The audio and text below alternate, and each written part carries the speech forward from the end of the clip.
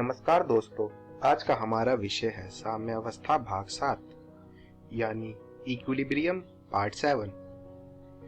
तो वीडियो शुरू करने से पहले आइए हम देखते हैं कि हम इस वीडियो में क्या पढ़ेंगे। इस वीडियो में हम अम्ल तथा साक्षरक की आर्हेनियस धारणा के बारे में पढ़ेंगे, ब्रोंस्टेड-लॉरी अम्ल एवं साक्षरक के बारे में पढ़ेंगे और लुईस अम्ल एवं लुईस साक्षरक के बारे में पढ़ेंगे। अम्ल तथा साक्षरक की आर्हेनियस धारणा। आर्हेनियस के मुताबिक अम्ल वो पदार्थ हैं जो जल में अपघटित होकर यानी डिसोसिएट होकर हाइड्रोनियम आयन देते हैं, और साक्षरक वह पदार्थ हैं जो जल में अपघटित होकर यानी डिसोसिएट होकर हाइड्रोक्सिल आयन देते हैं। आइए हम एक रिएक्शन पर गौर करते हैं। इस प्रकार आयोनाइजेशन अम्ल HX का हम इस तरह दर्शा सकते हैं और इसको हम दूसरी तरह इस तरह लिख सकते हैं। एक खाली प्रोटॉन H+ बहुत रिएक्टिव होता है और वह फ्रीली जलीय विलयन यानी एक्वस सॉल्यूशन में नहीं रह सकता, यानी उसका अस्तित्व एक्वस सॉल्यूशन में फ्रीली रूप में नहीं होता। यह विलायक जल अणुओं के ऑक्सीजन से बांधित होकर ट्रायगोनल पिरामिड हाइड्रोनियम आयन बना लेता है। हम H+ और H3O पॉजिटिव यानी हाइड्रोनियम आयन दोनों को ही जलयोजित हाइड्रोजन आयन जो जल अणुओं से घिरा हुआ है, एक प्रोटॉन है, के रूप में प्रयोग में लेते हैं। इसी तरह एक साक्षरक मॉलिक्यूल जैसे MOH आयनाइज होता है एक्वस सॉल्यूशन में, तो रिएक्शन कुछ इस तरह की होती है। हाइड्रोक्सिल आयन भी एक्वस सॉल्यूशन में हाइड्रेटेड फॉर्म में पाया जाता है, लेकिन इसकी बहुत सारी लिमिटेशंस भी हैं। यह केवल पदार्थ के जलीय विलयन यानी एक्वस सॉल्यूशन पर ही लागू होता है और अमोनिया जैसे पदार्थ की बेसिसिटी गुणों की स्पष्ट नहीं कर पाता है, जिनमें हाइड्रोक्सिल आयन नहीं होता है। ब्रोंस्टेड-लॉरी अम्ल एवं साक्षरक। डेनिश साइंटिस्ट जोहानस ब्रोंस्टेड और अंग्रेजी साइंटिस्ट थॉमस M लॉरी ने अम्लों एवं साक्षरकों की एक अधिक व्यापक परिभाषा दी। ब्रोंस्टेड-लॉरी की थ्योरी के हिसाब से जो विलयन में प्रोटॉन देने में सक्षम हो वह अम्ल है, यानी जो प्रोटॉन देता है वो अम्ल है, और जो विलयन में प्रोटॉन ग्रहण करने में सक्षम हो वह साक्षरक है, यानी जो प्रोटॉन लेता हो। जैसा कि हम इस रिएक्शन को देख सकते हैं, इस रिएक्शन में हाइड्रोक्सिल आयन की उपस्थिति के कारण बेस विलयन बनाता है और इस अभिक्रिया में जल प्रोटॉन डोनर है और अमोनिया प्रोटॉन एक्सेप्टर है। इसलिए इन्हें ब्रोंस्टेड अम्ल यानी ब्रोंस्टेड एसिड और ब्रोंस्टेड बेस कहते हैं। रिवर्स रिएक्शन में प्रोटॉन NH4+ से OH नेगेटिव को ट्रांसफर होता है। यह NH4 पॉजिटिव ब्रोंस्टेड अम्ल और OH नेगेटिव ब्रोंस्टेड साक्षरक यानी बेस का काम करता है। H2O एवं OH नेगेटिव और NH4 पॉजिटिव एवं NH3 कंजुगेट एसिड और कंजुगेट बेस हैं।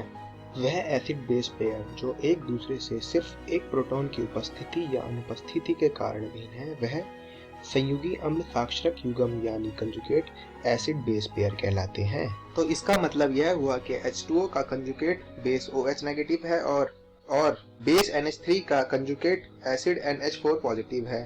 यदि ब्रोंस्टेड अम्ल प्रबल है यानी स्ट्रॉन्ग है, तो इसका संयुगी साक्षरक यानी कंजुगेट बेस वीक होगा, और अगर ब्रोंस्टेड अम्ल दुर्लभ है यानी वीक है, तो इसका संयुगी साक्षरक यानी कंजुगेट बेस स्ट्रॉन्ग होगा। यह ध्यान देने वाली बात है कि संयुगी अम्ल यानी कंजुगेट एसिड में एक अतिरिक्त प्रोटॉन होता है और प्रत्येक संयुगी साक्षरक में एक प्रोटॉन कम होता है। जल में हाइड्रोक्लोरिक अम्ल का एक अन्य उदाहरण और लेते हैं। इस रिएक्शन में देखा जा सकता है कि H2O भी एक बेस तरह व्यवहार कर रहा है, क्योंकि यहाँ प्रोटॉन एक्सेप्ट कर रहा है। जब जल HCl से प्रोटॉन एक्सेप्ट करता है तो वो हाइड्रोनियम आयन यानी H3O पॉजिटिव का निर्माण करता है, और Cl नेगेटिव आयन HCl अम्ल का कंजुगेट बेस है। इसी प्रकार H2O भी H3O पॉजिटिव अम्ल का संयुगी साक्षरक एवं H3O पॉजिटिव H2O साक्षरक का संयुगी अम्ल है। यह बहुत ही इम्पोर्टेंट बात है कि जल एक अम्ल और एक साक्षरक यानी एक एसिड और एक बेस की तरह डुअल रोल दिखा रहा है। यहाँ HCl के साथ अभिक्रिया में जल बेस की तरह व्यवहार कर रहा है और अमोनिया के साथ प्रोटॉन डोनेट कर कर एक अम्ल की तरह व्यवहार कर रहा है। इस स्लाइड में हम लुईस अम्ल एवं लुईस साक्षरक के बारे में पढ़ेंगे। जे एन लुईस ने सन 1923 में अम्ल और साक्षरक की एक परिभाषा दी। उनके मुताबिक अम्ल को इलेक्ट्रॉन युग्म ग्रही यानी इलेक्ट्रॉन पेयर एक्सेप्टर कहा जा सकता है और साक्षरक को इलेक्ट्रॉन युगदाता यानी इलेक्ट्रॉन पेयर डोनर कहा जा सकता है। ब्रोंस्टेड लॉरी साक्षरक तथा लुईस साक्षरक में कोई विशेष अंतर नहीं है, क्योंकि दोनों ही सिद्धांतों में साक्षरक लोन पेयर डोनेट कर रहे हैं, परंतु लेकिन लुईस अम्ल सिद्धांत के अनुसार बहुत से ऐसे पदार्थ भी अम्ल हैं जिनमें प्रोटॉन नहीं है। कम इलेक्ट्रॉन वाले BF3 की NH3 से अभिक्रिया इसका एक अच्छा उदाहरण है। इस प्रकार प्रोटॉन रहित एवं इलेक्ट्रॉन की कमी वाली BF3 यौगिक NH3 के साथ क्रिया कर उसका इलेक्ट्रॉन युग्म लेकर अम्ल का कार्य करता है।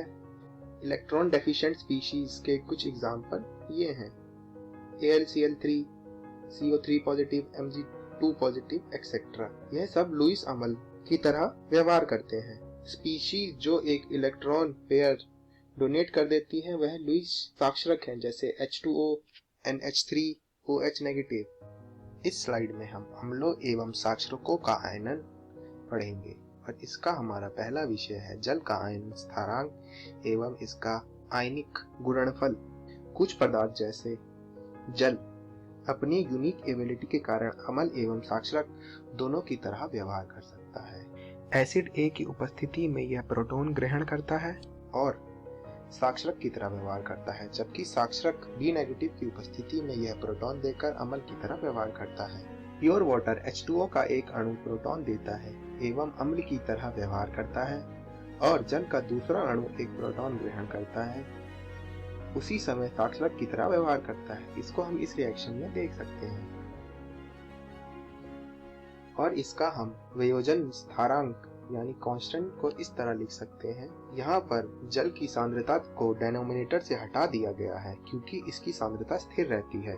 H2O को साम्य स्थिरांक सम्मिलित करने पर नया स्थिरांक Kw प्राप्त होता है। इसे जल का आयनिक गुणनफल कहते हैं। 298 केल्विन पर H+ आयन की कंसंट्रेशन 1.0 × 10⁻⁻7 पाई गई है और जल के वियोजन यानी डिसोसिएशन से उत्पन्न H+ और OH आयनों की संख्या बराबर होती है। अगर हम ये वैल्यू Kw में पुट करें तो हमारी Kw की वैल्यू आ जाएगी 1 × 10⁻14 मोल स्क्वायर।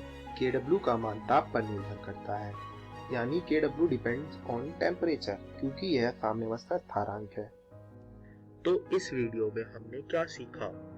इस वीडियो में हमने अम्ल तथा साक्षरक की अर्हेनियस धारणा के बारे में पढ़ा, ब्रोंस्टेड लॉरी अम्ल एवं साक्षरक के बारे में पढ़ा, लुईस अम्ल एवं साक्षरक के बारे में पढ़ा और जल की आयन स्थिरांक एवं इसका आयनिक गुणनफल निकालना सीखा। और अगली वीडियो में हम pH स्केल के बारे में पढ़ेंगे, दुर्लभ अम्लों के आयनन स्थिरांक के बारे में पढ़ेंगे, दुर्लभ साक्षरकों के आयनन स्थिरांक के बारे में पढ़ेंगे, Ka और Kb में संबंध निकालेंगे।